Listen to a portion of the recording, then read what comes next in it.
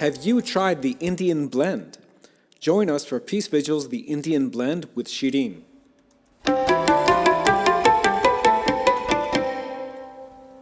Hello, my name is Shireen, and I welcome you to Peace Vigil's program, The Indian Blend.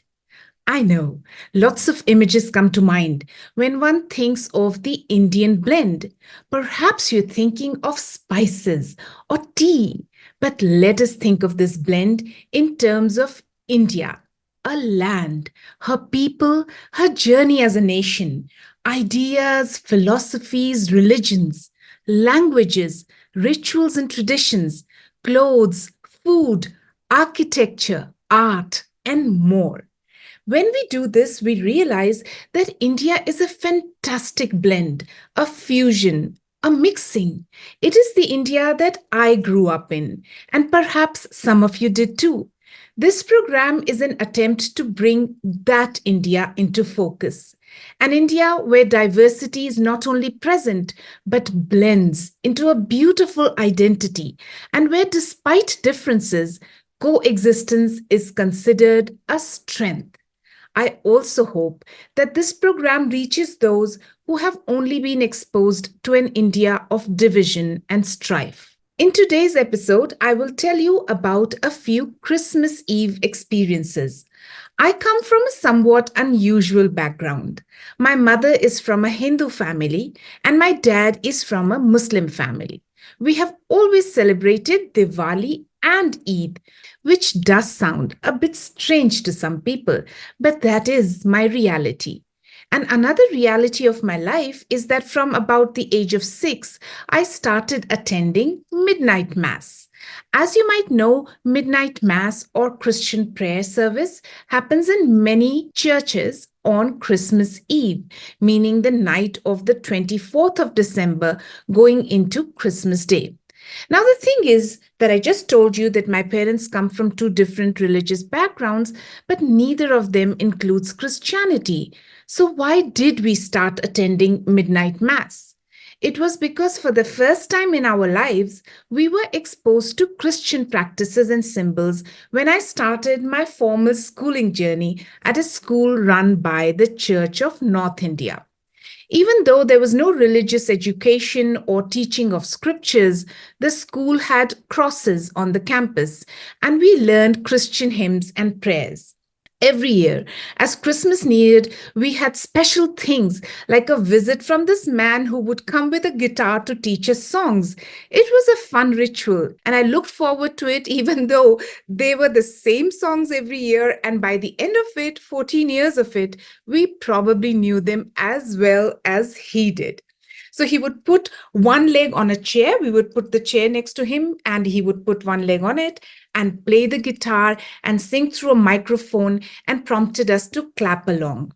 One of the songs he taught us went like this, and it was one of the earliest songs, so it's really, in my memory. It went like this.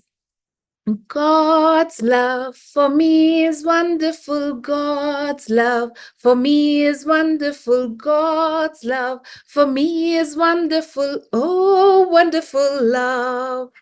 So high, you can't get over it. So deep, you can't get under it. So wide, you can't get around it. Oh, wonderful love.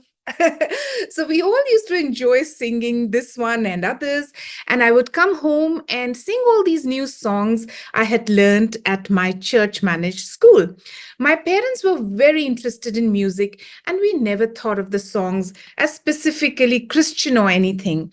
I mean, if you look at the words, most words except for the mention of Jesus, these words could be part of any religious philosophy. For example, another of my very favorite songs is Make me a channel of your peace. Where there is hatred, let me bring your love. Where there is injury, your pardon, Lord. And many such beautiful hymns. In my first year of school, I discovered that there are some very special songs as well that are sung in December. They were called carols, and they talked about the birth of a holy child, Jesus. Before starting school, I did not have much idea of who Jesus was, although I was aware of his name and I knew that Christmas was a celebration, but not much more than that.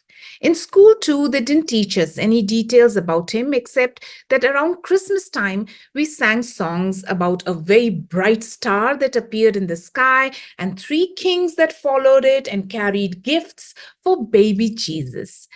There was also the nativity play, for which the teachers and students prepared with excitement.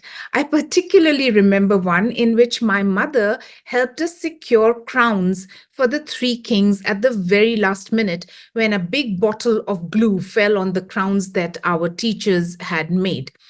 My mother was helping with the play and offered to find a solution. She actually borrowed the crowns from a neighborhood Ram Leela company, and they looked fabulous. In fact, they looked so good that my junior school principal requested my mom if she could find out where they can buy something similar for future nativity plays. My mom discovered that they were available in Chandni Chowk, not far from my school. I remember going with her and two of my teachers to buy them from this small but stuffed shop, and the elderly Muslim owner of the shop offering a long step ladder kind of stool for me to sit on. While the adults figured out the crown business, I looked around at the magical shiny objects from Hanuman's Gada, which is a club, to Ram's bow and arrow, to puja bells and necklaces, and a whole gamut of things used in Ramlila and other performances. As I grew up to become a peace educator, I have often thought of this incident as a delightful example of Indian fusion. My Hindu mother and a Christian and another Hindu teacher going on a mission to find crowns for the three kings from the Christian story of Jesus' birth in a shop owned by a Muslim. Brings a smile to my face every single time. Coming back to my school, a lot of things were new to us. Not only the songs and prayers and the Christmas play, but we also met more Christians than we had ever done in our lives. Although I would say 98% of the student body was non Christian, but there were more Christian kids and their families than we had ever met. There were also Christian teachers. I heard some last names for the first time: Mrs. David, Mrs. Phillips, Mrs. Wilkinson. We also discovered that there are many Christians whose names don't sound like what one might consider Christian, and that includes both first and last names. More about this later. As a peace educator, I tell people that it is extremely important that children are exposed to diversity and are raised to accept it as normal. Outside of one's own family and social circle, schools and neighborhoods are the other two most important factors in achieving this. I had met many Sharmas and Guptas and Singhs and some Siddiquis and Alis, but hardly any people with Christian last names before I entered school. Now I knew that such names also existed and that it was totally normal that the girls sitting next to me were Sushobhna Peter, Divya Shankar, and Deep Gagan Kaur. And in this atmosphere, I heard that there is a special prayer in the church for Christmas at midnight. I told my parents that I really want to go and see what happens. And what happened was, my school didn't have a church, but there was a church across my school. So we arrived there on Christmas late night, all excited and dressed up, despite the cold December in Delhi, only to discover that the prayer was actually the previous night. We didn't understand the concept that it was a midnight mass, for the arrival of Jesus. So it was a Christmas Eve Mass. And of course, there was a Christmas Mass too, but that also had happened in the daytime. So we were very disappointed. But we learned something new about another religion. And the next year, we were already on Christmas Eve. I have such vivid memories of that first midnight mass. There were shiny streamers, lit up stars made of paper with lights inside them, and those cutout bells with golden glitter on them, and lots of ribbons, and a lovely manger. Also, a Christmas tree, which in India used to be often a more punky plant, as Christmas pine trees were not easily found in most parts of India. I don't know if you know the more punky plant. Basically, more punky literally means peacock feathers. Before the arrival of artificial Christmas trees in India, more punky was the perfect choice for Christmas. It is an evergreen shrub with woody stems and beautiful feather like leaves, which are different from the evergreen pine tree that is traditionally used in the Western countries. The more punky plant is a uniquely Indian Christmas thing. Little more punky plants were also decorated as miniature Christmas trees to be put up in windows and restaurants and shops. Ever fond of gardening, my parents maintained a lovely garden which always had more punky plants, but they went looking for a real Christmas tree. And guess what? They found it.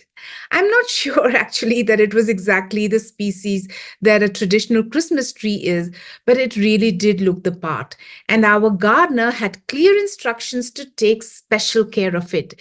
Every year, as Christmas approached, my mother would be heard telling him, Chacha, let us make sure this one is looking its best for decorating on Bada Din, as many people refer to Christmas in North India.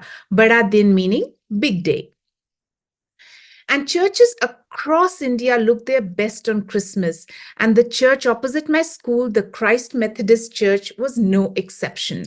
It was a medium sized church, a red brick structure with cream colored borders, well suited to that whole area of Delhi, which had many buildings made in similar style. For me, this area of Delhi, Tis Hazari, weaves a personal story. My parents were married under the Special Marriage Act at the Tis Hazari court. It was a revolutionary law in independent India because it lets people get married irrespective of their religions. It is a civil marriage law, which is not governed by any religious personal law. When people like my parents, who come from different religious backgrounds, want to get married, it can be a problem in a Hindu temple or a mosque or a church or so on. Under the Special Marriage Act, however, anyone can get married. Caste, religion are not a consideration. So my mom as Neelima Sharma and my dad as Shamsul Islam could get married officially under the Indian Constitution without their religious identities coming into play. This act was passed in 1954 by the very first government of India. It was a great step forward for a country that had been partitioned in the name of religion just a few years prior. It was a clear signal from the parliament that India was going to be a secular country where people of different religions and caste could intermarry. From a larger societal perspective, it sends a message that people coming from diverse faith backgrounds can fall in love and that they have every right to start a life together and that this right is protected under the country's law. I came into being because of such a marriage. I was born in a hospital right next to the court where my parents got married, St. Stephen's Hospital. It is one of the oldest hospitals of Delhi. It started as a dispensary for women and children in 1876 by Priscilla Winter, who was born in India to British parents who were missionaries. The mission statement of Priscilla's organization stated that it was a medical mission among the native women of Delhi with the double objective of alleviating much physical suffering and of taking a knowledge of Christianity to them in their secluded homes. I really don't know how much of the second aim she was able to fulfill, but definitely the dispensary grew into a very useful medical institution, especially for women. It became the St. Stephen's Hospital in a much bigger and new compound in Tis Hazari in 1885, and to this day is a leading hospital. Like all hospitals started by missionaries, the majority of people who are coming to this hospital is non Christian. Many of these hospitals are still governed by Christian institutions. I have often heard that missionary institutions in India exist solely to convert people to Christianity. I have just one thing to say about that. Given the large number of missionary institutions in India, the conversion scheme, if there is any, has been a big failure because Christians are only 2.3% of the population. This is the same percentage that existed in the newly independent India as shown in its first census of 1951. So, Christian population has not increased while the missionary institutions have continued to work, many of them providing good services, whether in exchange of a fee or as charities. This is certainly true in the area of education. A number of good schools are run by Christian institutions, and most students studying there are not Christian. My school was one of them, and I was one of those students, the non Christian majority. Most of us in the society that I was growing in had little understanding of Christianity or even Indian Christians. The understanding mostly came through films that often portrayed them as Anglo Indian. It is important to note that the Anglo Indian population is about 1.5% of the total Christian population in India. In many movies, Christians were depicted as people who looked very Western, with Western hairstyles, Western clothing, had English first names, and often Portuguese last names, drank all the time and danced to Western music, dealt in illegal alcohol or drugs, and so on. I did not know any such Christians. In fact, me and my family had known very few Christians and not close enough before I joined Queen Mary's School. And going to a Christian mass was really our very first window into the Christian community because it was a place where everyone was Christian, whereas in society they were a very tiny minority and you hardly met any Christians. We found the experience of attending midnight mass extremely beautiful. We're not Christians. We also didn't understand, a lot of the sort of the things that were said, but just the experience of being there with the community and celebrating and the decorations, just the feel of something joyful, it appealed to us. And we decided we're going to attend again. And it just became a tradition for us. In the initial years, we used to first visit one of my favorite teachers, Mrs. Phillips, with a box of sweets, often from the Annapurna Bengali sweets shop near our house, to wish her for Christmas. We then used to go to the church opposite my school, join in the choir singing and praying, listen to the sermon, and marvel at the decorations. We slowly started going to other churches also around Delhi. Sometimes we also stayed for tea, which some churches had, not all, but some did have. And it was especially welcome in the cold Delhi December. And that way you also interact with others, food and tea and, a table brings people together. In a few years, our very close family friends who are Jains also started coming with us. We would go to a different church every year. Sometimes we tried to squeeze in two churches also in one year. So we went to many churches like the Sacred Heart Cathedral in Golda Khana, St. James's Church in Kashmiri Gate, Free Church on Parliament Street, Redemption Church in North Avenue, and of course St. Stephen's Church and Christ Methodist near my school, and some of the smaller churches too. We were always respectful and joined in the prayers and celebration with joy and eagerness to know, and to learn. And of course, a lot of the hymns and carols we knew by now, so we would join in. The priests and everyone else welcomed us and never asked us whether we were Christians or not.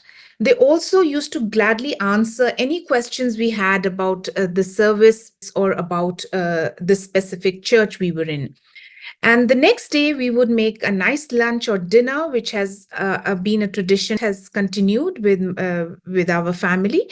We also wished the Christian friends we had made. In the beginning, we used to say Happy Christmas and then soon learned that the norm was Merry Christmas. But we'll talk about Christmas Day celebrations another day. Now, coming back to Midnight Mass, one Mass has a particularly interesting memory.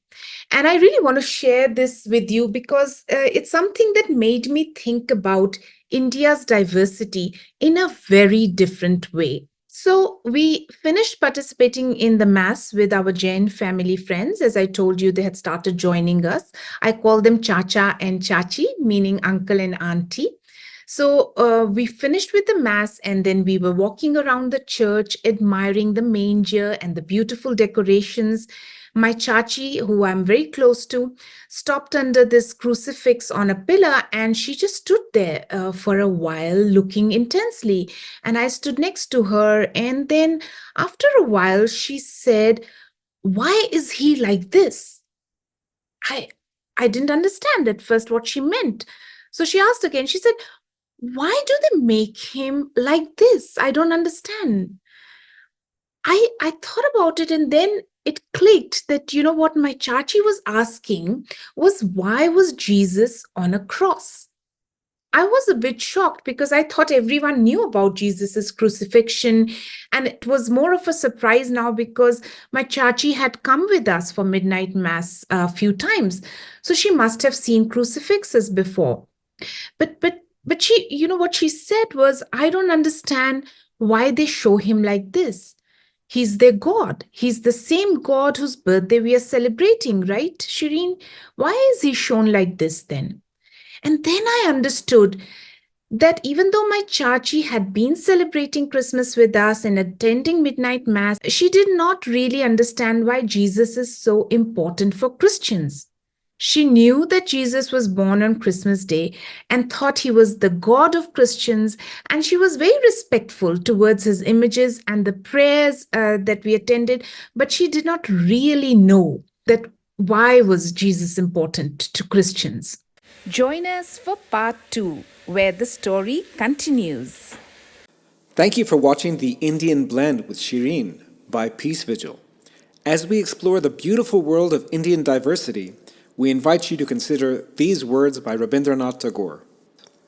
Gitanjali 35, where the mind is without fear and the head is held high, where knowledge is free, where the world has not been broken up into fragments by narrow domestic walls, where words come out from the depth of truth, where tireless striving stretches its arms towards perfection, where the clear stream of reason has not lost its way into the dreary desert sand of dead habit, where the mind is led forward by thee into ever-widening thought and action, into that heaven of freedom, my Father, let my country awake.